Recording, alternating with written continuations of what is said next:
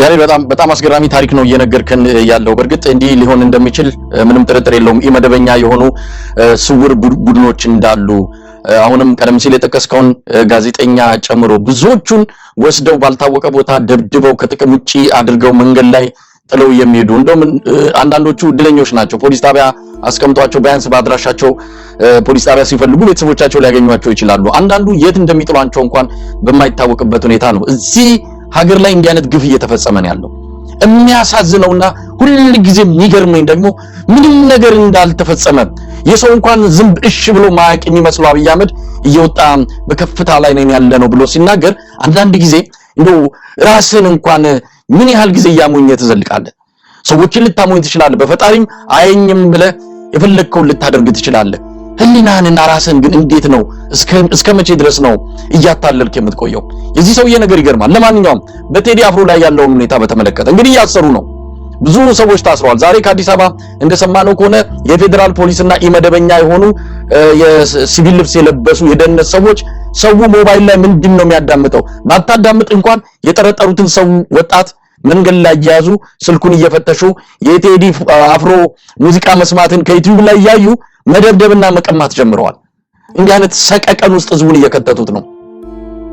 በሌላ በኩል የእግር ኳስ ግጥሚያ አለ በአዲስ አበባ። ሁለት ክለቦች ጊዮርጊስና ሌላ ክለብ እንዲጫወታሉ። እዛ ስቴዲየሙ ላይ የቴዲ አፍሮ ዘፈን በደጋፊዎች እንዳይዘመር ከወዲሁ የአዳነች አበቤ የሚመለከታቸው አካላትና የደህንነት ሰዎች የደጋፊዎች ማህበሩን አባላት ሰብስበው እንደዚሁ ሲያስጠነቅቁ እንደነበረ መረጃዎች ወጥተዋል። የሚይዝ የሚጨብጠውን ያጣው አሁን የሚያሳስበን የድምፃዊ ቴዎድሮስ ካሳሁን የደህንነት ጉዳይ ነው። እንግዲህ ቀጣዩ እርምጃ ምን ሊሆን ይችላል? አሁን ቀስ እያሉ እየተጠጉ ነው። በሂደት ነው እንግዲህ ነገሮችን ቀስ እያሉ መወጠር፣ መጀመሪያ አካባቢውን መቃኘት፣ ከዛ በዙሪያ ያሉትን ሰዎች ማሰር፣ ከዛ ስቱዲዮን መዝረፍና ማውደም፣ እንደዚህ ያደረጉ ቀጣዩ እርምጃ ምን ሊሆን ወዴት ሊያመሩ እንደሚችሉ ግልጽ የሆነ ጉዳይ ነው። እንግዲህ አሁን ዙሪያውን የሚዞሩት ከቴዲ ላይ ሊያስከሱት የሚችሉ ወንጀሎች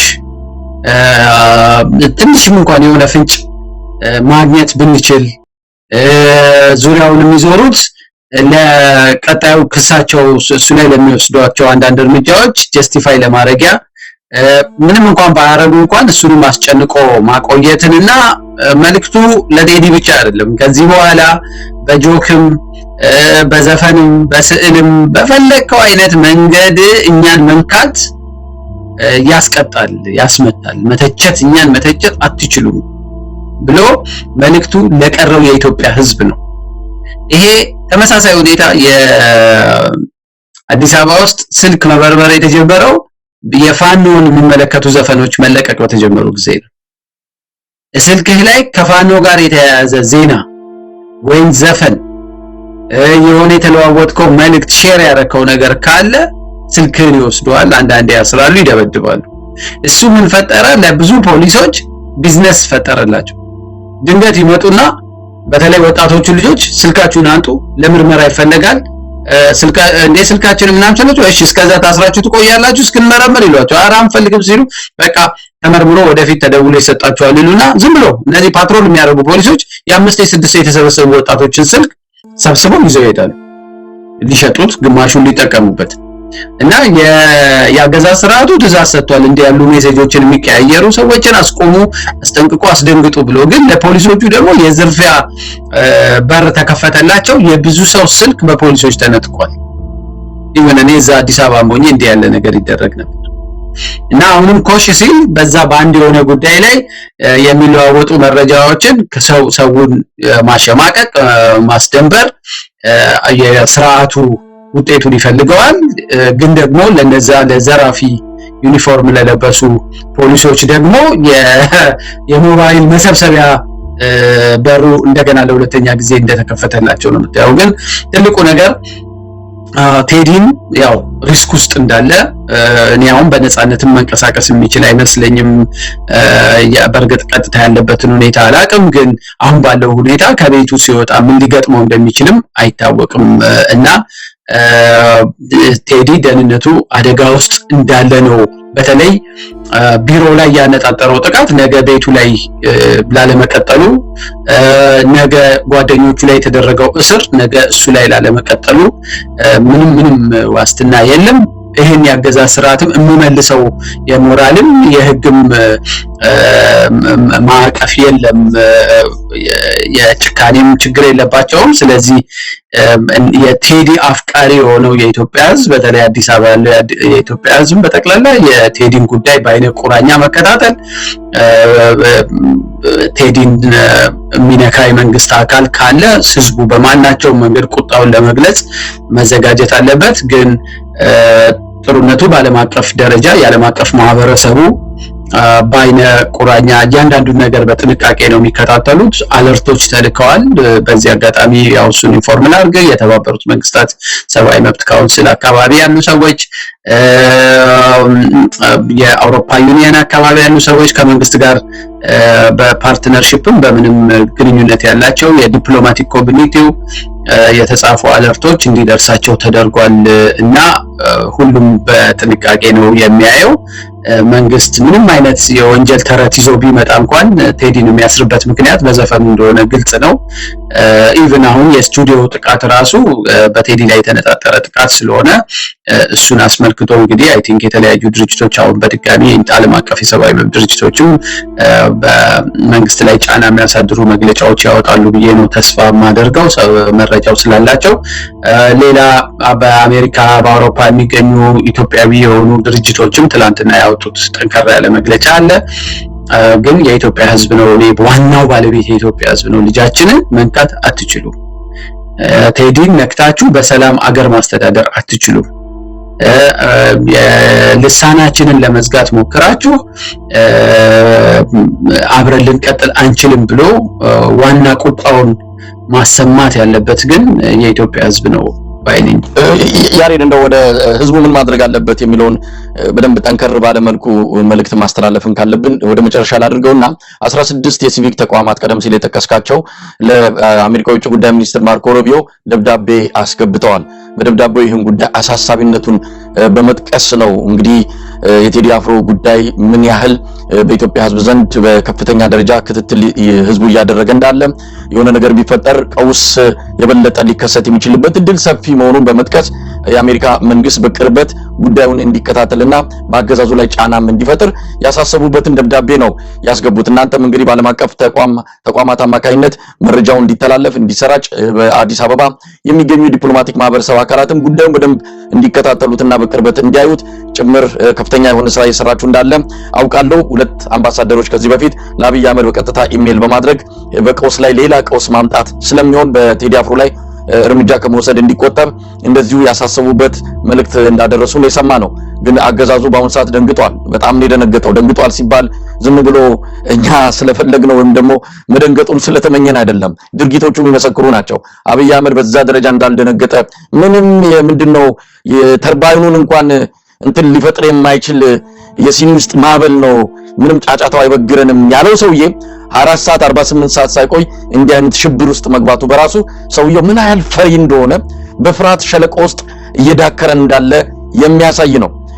ለማንኛውም ዓለም አቀፉ ማህበረሰብ ይሄ እየፈጠነ ያለው በየለቱ አዳዲስ ነገር እየሰማን ነው። ጫውታው ከጊዜ ጋር ነው። ጊዜ በወሰደ ቁጥር ቴዲ ላይ ላይደርሱት የሚችለው አደጋ በጣም እያሳሰበን ሊመጣ ይችላል። ስለዚህ ዓለም አቀፉ ማህበረሰብ መፍጠን አለበት። እነዚህ እርምጃዎችን በቶሎ ይፋ ማውገዝና አገዛዙ ላይ ጫና መፍጠር ይገባቸዋል። እየዘገዩ ያለ ይመስላል። እንዲሁ ሰምተናል ደርሶናል የሚል ብቻ ነው። ወደ እርምጃ ግን መግባት ያለባቸው ይመስለኛልና ከዚህ አንፃር ምን መደረግ አለበት ያሬድ? አይ ቲንክ እኔ አንዱ ሰጀስት የማደርገው በመላው በተለይ በአሜሪካ ከሀገር ውጭም ያሉ የታወቁ ድርጅቶችም የሲቪክ ማህበራትም እና ደግሞ ይሄ ዘፈኑን የሰማው 70 ሚሊዮን የሚጠጋው ህዝብ በፒቲሽን እነዚህን አካላቶች ማጨናነቅ አለበት። ቴዲ ላይ የሚደርሰውን ሃራስመንት እኛም እናወግዛለን፣ እናንተም በአስቸኳይ አቁሙ፣ እንትን በሉ፣ ድምጻችሁን አሰሙ የሚል ተቃውሞ በይፋ ማሰማት አለባቸው።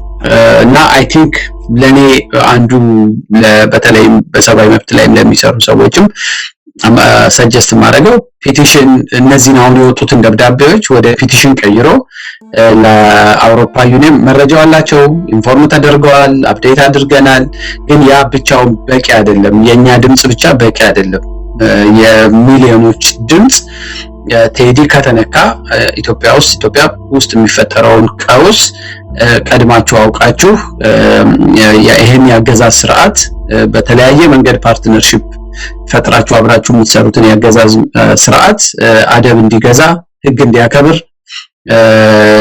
አድርጉ የሚል የጋራ ድምጽ መሰማት አለበት። በየቦታው ምናልባትም ካስፈለገ ሰላማዊ ሰልፎች ሁሉ በመውጣት የአገዛዝ ስርዓቱን ማውገዝ ያስፈልጋል። ግን በተለይ የዓለም አቀፍ ማህበረሰቡን በፒቲሽን በመላክ ማንቃት ስለሚቻል እዛ ላይ ርብርብ እንዲኖርና በዚህ ላይ ስራ እንዲሰሩ ሁሉንም ማሳሰብ ፈልጋለሁ። ያሬድ እንግዲህ የአዲስ አበባ ህዝብ እዚህ ላይ ትልቅ ሚና ሊጫወት እንደሚችል የፍርሃት ድሪቶን አውልቆ በመጣል የቴዲ አፍሮ ህይወት ያለበትን አጠቃላይ አደጋውን በመገንዘብ ለዚህ ታላቅ ኢትዮጵያዊ ብርቅዬ ኢትዮጵያዊ ድጋፍና ከለላ መሆን ይገባዋል። ምናልባት ሰሞኑን ከሻለቃ ማሞ ለማ ጋር የወታደራዊ ጉዳዮች ተንታኝ ጋር ባለሙያ ጋር ስንወያይ አንድ ታሪክ አስታውሰውን ነበር። እንደውም የፕሮግራሙ ዋና ርዕስም አድርገናል። የፕሮፌሰር መስፍን ወልደማርያምን ታሪክ ነው። በዛ ቀውጢ ሰዓት ኮሎኔል መንግስቱ ኃይለማርያም ከስልጣን በሚለቁበት ዋዜማ ላይ ያው በስልጣን መልቀቅ አለመልቀቃቸው በማይታወቅበት በዛን በ1982 አካባቢ ፕሮፌሰር መስፍን ወልደማርያም ለኮሎኔል መንግስቱ ደብዳቤ ጽፈው ነበረ። ከስልጣን ልቀቅ ነው፣ ሌላ አይነት ሽግግር ያስፈልጋል፣ ሀገሪቱ ወደ ትርምስና የለየለት ቀውስ ውስጥ ከመግባቷ በፊት ስልጣን ልቀቁ ብለው ፕሮፌሰር መስፍን ወልደማርያም በድፍረት ደብዳቤ ጽፈው አስገብተዋል።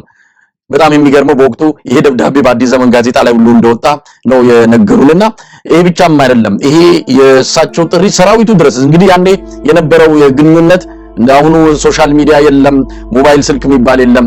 ግን ይሄ የእሳቸው መልእክት ሰራዊቱ ውስጥ ሁሉ ገብቶ ትልቅ ንቅናቄ መፍጠሩንና ኮሎኔሉም በአደባባይ ፕሮፌሰር መስፍን ወልደማርያምን የኢምፔሪያሊስት መልእክተኛ ብለው መስደባቸውን ነው የሰማ ነው። በዛን ወቅት ላይ የአዲስ አበባ ህዝብ እንግዲህ ደርግ ምን ያህል አስፈሪ እንደሆነ ወታደራዊ መንግስት ነው። ነገር ግን የአዲስ አበባ ህዝብ ፒያሳ የሚገኘውን የፕሮፌሰር መስፍን ወልደማርያምን ቤት በመክበብ ሮንድ በተራ እየወጣ ሲጠብቅ እንደነበረ ነገሩን። እውነት ለመናገር አስደናቂ ታሪክ ነው። ታዲያ ያንን መድገም የአዲስ አበባ ህዝብ ምን ያቅተዋል? ቴዲም መጠበቅ ኢትዮጵያ መጠበቅ ነው። በአሁኑ ሰዓት ልሳናችን ነው፣ ድምጻችን ነው። ከምንም በላይ ለአዲስ አበባ ህዝብ ነው የጮኸው። ዘር፣ ቀለም፣ ሃይማኖት አላለም። ስለዚህ ሁሉም የአዲስ አበባ ህዝብ ራሱን እንደተነካ አውቆ ይህንን ግፈኛ ስርዓት ሊያደርስ ከሚችለው አደጋ መጠበቅ አለበት። ምናልባትም ትንሳኤያችን ከዚህ በኋላ ሊመጣ ይችላል። ሰበብ ምክንያት የሚፈልግ የሆነ አይነ ጥላ የሚገፍ ነገር ነበር የኢትዮጵያ ህዝብ ሲጠብቅ የነበረው። ያም ጊዜ ተቃርቦ ሊሆን ይችላል። ለማንኛውም ከአዲስ አበባ ህዝብ ምን ይጠበቃል? እውነት ለመናገር ቴዲ አፍሮን በመጠበቅ ከለላ በማድረግ ከማንም በላይ ቀድሞ መድረስ ያለበት የአዲስ አበባ ህዝብ ነው። እኔ ይህንን ለማድረግ የቅርብ ጊዜም ምሳሌዎች አሉ። ለምሳሌ ጆዋር በመንግስት ታጣቂ ኃይሎች ቤቴ ተከበበ ባለ ጊዜ የጆዋር አፍቃሪ፣ አድናቂ፣ ተከታይ የሆኑ ወጣቶች ግልብጥ ብለው ወጥተው ቦሌ የሚገኘውን ቤቱን ከበው ለቀናት ነው እዛ ቤቱ ዙሪያ ላይ ያደሩት። ለቀናት ነው መሳይ፣ ቢያንስ ተከታታይ የተወሰኑ ቀናቶች መንግስት ይሄንን ነገር አላረኩም ላረግም አላሰብኩም ብሎ ጠቅላይ ሚኒስትሩ ኧረ እንደውም እሱ ስኮርቴ ነው ምናምን ብሎ ኑዛዜ የሚመስል ነገር ዘበራርቆ ካበቃ ከተረጋጋ በኋላ ነው ወጣቶች ወደ ቤታቸው እየተመለሱት፣ ግን ስቲል በአይነ ቁራኛ እየተከታተሉ ማለት ነው። እና ቴዲ ይሄን ያህል የኢትዮጵያ ህዝብ ፍቅር እስካለው ድረስ የአዲስ አበባ ህዝብ ብቻ አይደለም፣ ከአዲስ አበባ አቅራቢያም ያሉ የቴዲ አድናቂዎች እኔ የሚገርመው በመንግስት ሰራም ውስጥ በወታደሩም ውስጥ በስልጣን አካባቢም ውስጥ ያሉ ብዙ አድናቂዎች እንዳሉት በድፍረት መናገር እችላለሁ። ስራውን አፕሪሺየት ያደረጉ፣ የወደዱ፣ ያለቀሱ፣ የልባችንን የተናገረልን ያሉ ብዙ ሰዎች አሉና ይሄ ብሶቴን የተናገረልኝን ሰው አንደበቴን አሁን እኮ ቴዲን ሴፍ ቴዲ ብለህ ቴዲን እንጠብቅ ብለህ አደባባይ መውጣት አንደበቴን አትዝጉ እንደማለት ነው። የሐሳብን የመግለጽ ነፃነቴን ሙሉ በሙሉ እስክትዘጉት ልሳኔን ሙሉ በሙሉ እስክትዘጉት ድረስ አልፈቅድላችሁም ብሎ እያንዳንዱ ሰው ለቴዲ አይደለም ለራሱ ሲል ለራሱ ነፃነት ሲል አደባባይ እንዲወጣ አድርጎ ነው መቁጠር ያለበት። ስለዚህ ሰው ለመንግስት አሁንም ቢሆን የተለያዩ የቁጣ መልእክቶች የማስጠንቀቂያ መልእክቶች በፊት የኢህአዴግ መሀል አካባቢ ላይ የሰላማዊ ሰልፍ ሰልፍም እኔም ሰልፍ ወጣ ነበረ። የተቃውሞ ሰልፍ አብዮት አደባባይ የተደረጉ ተቃውሞ ሰልፎች አምልጠውኛ ያቁም ዋ ምትል ማስጠንቀቂያ ነበረችና I think this is the time አሁን ኢነፍ ማለት አለበት የኢትዮጵያ ህዝብ ዋ ማለት አለበት ለመንግስት ማስጠንቀቂያ መስጠት አለበት። ይሄ ስርዓት በተጨመላለቀና በተጨረበረ ምርጫ ስልጣንን ልታጸድቅ እየዳደርክ አፈናን የኢትዮጵያ ህዝብ ላይ ልታጸና ያለ ሌላ ኃይልን እየተጠቀምክ መበደልን የሚናገርልን ሰው ደግሞ ለመንጠቅ ለማሰር ለማብላላት በዚህ ርቀት መሄድ እና ይሄንን ዝም ብሎ የሚያይ ህዝብ ከሆነ ከዚህ በኋላ የኢትዮጵያ ህዝብ አለው እንደሌላው እንደ ኬንያ ህዝብ እንደ ኡጋንዳ ህዝብ ወይ እንደሌላ የቅርብ ሀገር ህዝብ በኩራት አንገቱን ቀና አድርጎ አለው ለማለትም ይቸግራል። ኬንያ ውስጥ እኮ አንድ ሰው ታሰረ ብለው ሳምንት ነው የሚሰለፉት። ኡጋንዳ የፖለቲካ ተቃዋሚ ኃይሎች ሲታሰሩባቸው ታንዛኒያ ሰው ቁጭ ብሎ አያዩ እና ይሄ ቴዲ ፍጹም ህጋዊ ሆነ ፍጹም ሰላማዊ በሆነ መንገድ ሐሳቡን ፍጹም ጨዋነት ኢትዮጵያዊ ጨዋነት በተሞላው የማንንም ሞራል በማይነካ የማንንም ብሔረሰብ ሃይማኖት ባከበረ ማንንም በማይነካ መንገድ ግፍን የተጠየፈው ግፍን ያወገዘው። ስለዚህ ከቴዲ ጋር መቆም ግፈኞችንና ግፍን ማውገዝ ነው። ማንንም ብሔረሰብ አይነካም፣ ማንንም ሃይማኖትን አይነካም። አንዳንድ ቪዲዮዎች ሆን ተብሎ የሃይማኖታዊ ቅርጽ ለማስያዝ ሁሉ ዛሬ አንድ ቪዲዮ እያየው ነበር። የወንጌል ሰባኪ ነን የሚሉ ሰዎች መጽሐፍ ቅዱስ ይዘው የዳስ ጣይ መንፈስ የተወጋ ይሁን እያሉ መሀል አደባባይ ላይ በአዲስ አበባ ይጨፍራሉ። በተቃራኒው ቴዲ ልክ ነው ብለው ሁለት ሰዎች አደባባይ ላይ መቆም አይደለም የቴዲን ዘፈን መስማት አትችልም። አዲስ አበባ መንገድ ላይ በገዛ ስልክ ማንንም ሳይሳትረብሽ ዘፈን መስማት ያሳስራል። እኔት ደግሞ ድንገት የተሰበሰቡ ዱርዬ ወንጌላዊ ነን የሚሉ ዱርዬዎች ተሰብስበው ቴዲን ሲሳደቡ ሲያወግዙ ቆሞ ፖሊሶች የሚያደንቁበት ሀገር ነው። ስለዚህ ይሄ መቀጠል የለበትም እና የኢትዮጵያ ሕዝብ ምናልባትም እንኳን ሊያስሩት ቢፈልጉ ቤቱን በመክበብ መንገድ በመዝጋት የአገዛዝ ስርዓቱን ማስቆም የሚችለው እኔ ሌላ አካል ሌላ ዓለም አቀፋዊ አካልም አይደለም። መሳይውነን ለመናገር የኢትዮጵያ ሕዝብ ዝም ካለ ቴዲ ላይ ሁሉ ነገር ሲፈጸም ዝም ካለ ዓለም አቀፍ ማህበረሰቡ አንድ ነጠላ መግለጫ አውጥቶ ዝም ሊል ይችላል። ከዚህ በፊትም እንደሚያደርጉት የኢትዮጵያ ሕዝብ ተነቃንቆ ቴዲን ማንም መንካት አይችልም ብለው በቃ ለቴዲ ማድረግ ከቻለ የኢትዮጵያ ሕዝብ የአዲስ አበባ ነዋሪ ያኔ የዓለም አቀፍ ማህበረሰቡ ጫና ከመግለጫ የዘለለ ይሆናል ብዬ ነው የማስበው። እንደምንሰማው ከሆነ ዶክመንተሪ ፊልም ሁሉ ቴዲን አፍሮ የሚከስ የሚያጥላላ ዶክመንተሪ ፊልም ሁሉ እየተዘጋጀ እንዳለ በአብይ አህመድ መገናኛ ብዙሃን ሰምተናል።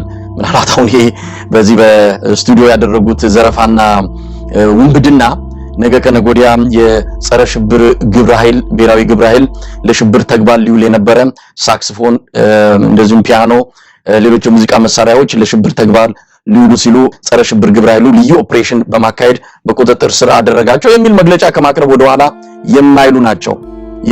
የድንቁርነታቸው ለከት በዚህ ደረጃ መግለጫ ከማውጣት የሚከለክላቸው አይደለም። ስለዚህ ይህንን እንጠብቃለን።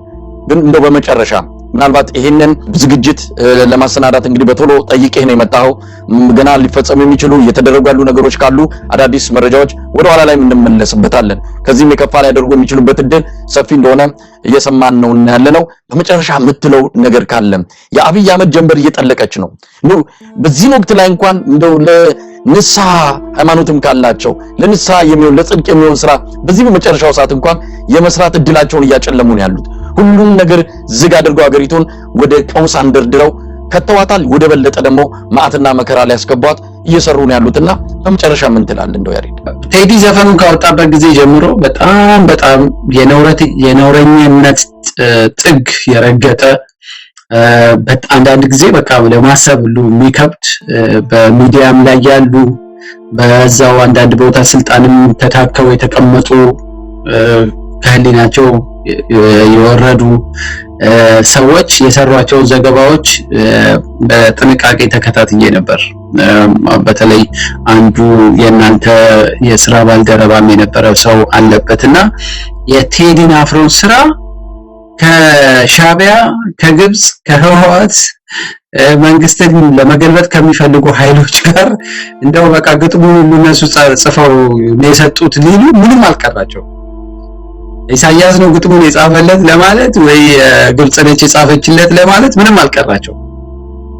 ይሄ የመጨረሻ በቃ ምን የነውር ጥግ እና ከእውቀትም ከሞራልም ሙሉ በሙሉ የመለያየት እና የኢትዮጵያን ሕዝብ መናቅ ነው። የህፃናት ልጆች ይሄንን ይታዘባሉ፣ እንኳን አዋቂ ነፍስ ያወቀ ሰው ቀርቶና ሆን ብለው ለቀጣይ ክስ ለማመቻቸት እንዲህ ያለ ነገር እየተናገሩ ነበር እና እንደውም አንደኛው ምናልባት የቴዲ ጉዳይ ይመርመርልን ግጥሙ ወደ ፍትህ ሚኒስቴር ሄዷል እየተባለ ነበርና የሌሎች ኃይሎች እጅ አለበት ዘፈኑ ላይ አፉን ሞልቶ ሚዲያ ላይ የነበረ ሰው አፉን ሞልቶ አሁንም በመገናኛ ሚዲያ ሲናገር ስሰማ በጣም ነው የደነገጥኩት። እነዚህ ደግሞ የመንግስት የጸጥታ ኃይሎች ኢንክሉዲንግ ዘ ፕራይም ሚኒስተር ከነዚያው ሚዲያ ላይ አፋቸውን ሞልቶ እንዲህ አይነት አስነዋሪ ነገር ከሚናገሩ ሰዎች የዘቀጠ ስብዕና ነው ያላቸው የወረደ። ስለዚህ ነገ ተነስተው ወይ ቴዲ ስቱዲዮ ውስጥ እንዲህ ያለ ሰነድ አግኝተን ነበር ከኤርትራው እንትና ጋር ሲጻጻፍ ነበር ከመሳይ ጋር ሲጻጻፍ ነበር ወይ ከገሌ ጋር ሲጻጻፍ ነበር የሚሉ የውሸት ደብዳቤዎችም ሊፈበርኩ ይችላል እና ምርጫን ጠብቆ እንደው ክስ እንኳን ቢኖር ቴዲ ላይ የሚኖረው ክስ ምንድነው? ሆም ብለው ምርጫ ጠብቆ ምርጫውን ለማስተጓጎል ከተለያዩ የውጭ አካላቶች ጋር ተቀናጅቶ ወይ የሆነ የውሸትም ክፍያ ቃል ተገብቶለት በዚህ ጊዜ ምርጫውን ለማደናቀፍ የተሰራ የተለቀቀ ስራ ነው የሚል አይነት ይሄ የተለመደ ጸያፍ ህወሓትም እንዲህ ያለ ነገር ያረግ ነበር። ይሄ ግን ከዛም የወረደ በጣም የዘቀጠ አይነት እንዲህ አይነት ባህሪ ያለው ክስ ይዘው ሊመጡ ይችላሉና የኢትዮጵያ ሕዝብ የሚገረም አይመስለኝም። ግን የቴዲ አድናቂዎች ብቻ ሳይሆኑ ለእውነት ለፍትህ የምትቆረቆሩ ኢትዮጵያውያን በጠቅላላ በሙሉ ድምጽ በመላው ዓለም በሀገርም ውስጥ ያገዛዝ ስርዓቱ ከዚህ ከጀመረው ፍጹም ህገወጥ ከሆነ የነውረኝነት ስራ እንዲታቀብ እና በቴዲ አፍሮ ላይ በሱ ዙሪያ ላይ ባሉ ሰዎች ዘፈኑን ሰማችሁ ተብለው በታሰሩ ሰዎች ላይ የሚፈጸሙ ጥቃቶች ሁሉ በአስቸኳይ እንዲቆሙ ይሄ ምናልባትም በቃ የደውል ጥሪ ይመስለኛል ለኢትዮጵያ ህዝብ። አሁን ቴዲ በቃ ምክንያት የሆነ ደውል ነው የሚሆነው ለኢትዮጵያ ህዝብ። ትነቃ እንደሆነ ንቃ። ከተጫጫነህ ፍርሃት ከተጫጫነህ የድብርት መንፈስ ነቅተህ እያንዳንድህ በተናጠል በዚህ ስርዓት ሰለባ ከመሆኑ በፊት ለራስ ስትል ንቃ የሚል ደውል አድርጌ ነው የሚወስደውና እንደውም ዳስ ከመጣል ቀድሞ የኢትዮጵያ ህዝብ ነቅቶ ወደ ትግል መግባት አለበት፣ እምቢኝ ማለት አለበት እና በተለይ በቴዲ ላይ የሚሰነዘሩትን ጥቃቶች ቆሞ ማየት ይሄ በታሪክም እንደው በትውልድም የልጅ ልጆቻችን ሁሉ ሊያፍሩብን የሚችሉበት እንትን ነውና የኢትዮጵያ ህዝብ ምን ያህል ነው ክፍል የሚጠየፈው፣ ምን ያህል ነው ለእውነት የሚቆመው፣ ምን ያህል ነው ኢፍትሃዊነትን ለመቋቋም ጽናት ያለው የሚለው የሚፈተንበት ጊዜም ይመስለኛል። ያሬድ እንግዲህ ሁኔታውን እንከታተላለን። አሁን ስቱዲዮ ገብተን ይሄንን በሰበር መልኩ ያቀረብነው ፕሮግራም ነው። ሌሎች ርዕሰ ጉዳዮች ቢኖሩንም ይሄንን ጨምሮ ሌሎችንም በቀጣይ መድረኮች የምንመለከታቸው ይሆናል። እንግዲህ የኢትዮጵያ ህዝብ ለቴዲ አፍሮ መድረስ ይገባዋል፣ እንድረስለት የሚለው ድምጽ ጎልቶ እየወጣ ይገኛል። ቀደም ሲል አንተ እንዳልከው የአዲስ አበባ ብቻ ሳይሆን በዙሪያም ባሉ የቴዲ አፍሮ አፍቃሪያን ብቻ ሳይሆን የኢትዮጵያ ነገ እድል ዕጣ ፋንታ የሚያሳስበው ዜጋ በሙሉ ከዚህ ብርቅዬ የኢትዮጵያ ልጅ ጎን እንዲቆም ጥሪው እየቀረበ ይገኛል። ይሄንንም እኛ እናስተጋባለን። እንቅልፍ መተኛት የለብንም። እንግዲህ ሁኔታውን እየተከታተልን የምናቀርብ ይሆናል። የሰብአዊ መብት ተሟጋች ያሬድ ኃይለማርያም በጣም አመሰግናለሁ። እግዚአብሔር ይስጥልኝ። አመሰግናለሁ መሳይ። በማናቸውም ሁኔታ ይሄን መልእክት እግር ጥሎት እንኳን ቴዲ ከሰማው ወንድም ቴዲ ብቻህን አይደለህም። የኢትዮጵያ ሕዝብ በጠቅላላ አብሮህ ነው። በአገር ውስጥም ከሀገር ውጭም ያለው የኢትዮጵያ ሕዝብ አንተ እንደ አንድ ሰው የሚሊዮኖችን ዕዳ ነው ተሸክሞ የራሱን ድርሻ ተወጥቷል። የቀረው ዕዳ የኛ የኢትዮጵያ ሕዝብ ዕዳ ነውና ምንም አይነት መሸበርም ምንም ሳይሰማህ የሚመጣውን ነገር ብቻህን እንደማትጋፈጠው በዚህ አጋጣሚ እጅግ ለምናከብረው ወንድማችን ለቴዎድሮስ መልእክት ማስተላለፍ ፈልጋለሁ። የነጻነት ታጋይ ነህ፣ የእውነት ታጋይ ነህ፣ የፍትህ ጥያቄ ነህ፣ የሰብአዊ መብት ተሟጋች ነህ። አርቲስት ዘፋኝ ብቻ አይደለህም። ስለዚህ የኢትዮጵያ ሕዝብ ወይም ብርቅዬ የሆንከበትን ልጁን አሳልፎ ይሰጣል ብዬ ተስፋ እንትን አላረግም እና የኢትዮጵያ ሕዝብ ይጠብቃል። በተረፈ የሚሆነውን ነገር መሳይ እንዳልከው ከስር እየተከታተልን በዓለም አቀፍ መድረክም ጭምር የቴዲ ጉዳይ ዋና ፕራዮሪቲ እንዲሆን እናደርጋለን። በድጋሚ በጣም አመሰግናለሁ። ተመልካቾቻችን በድምጻዊ ቴዎድሮስ ካሳሁን ላይ እየተወሰደ ያለውን የማዋከብ እርምጃ በተመለከተ የደረሱንን መረጃዎች ባጭሩ ነበር ያቀርብንላችሁ። ሌሎች አዳዲስ የሚደርሱንን አክለን ወደ ኋላ ላይ የምንመጣ ይሆናል። ያሬድን በማመስገን እንሰናበታለን። ጤና ይስጥልን።